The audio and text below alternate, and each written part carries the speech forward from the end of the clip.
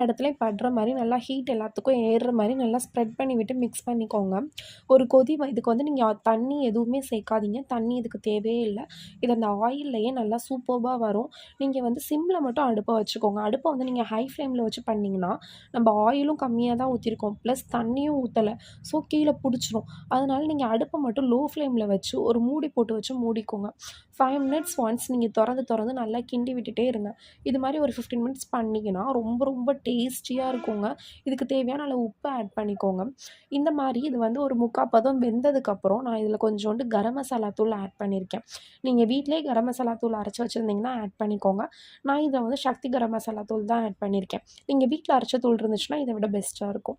நல்லா மிக்ஸ் பண்ணிக்கோங்க. அடுப்ப ஒரு 5 மினிட்ஸ் லோ ஃப்ளேம்ல வச்சுட்டு, நல்லா கிளறி விட்டு இறக்குனீங்கன்னா, ரொம்பவே சூப்பர்ப் அண்ட் டேஸ்டியா காலிஃப்ளவர் ஃப்ரை ரெடி ஆயிடுச்சு. கண்டிப்பா நீங்க வீட்ல ட்ரை பண்ணி பாருங்க. ரொம்பவே டேஸ்டியா இருக்கும். Thank you.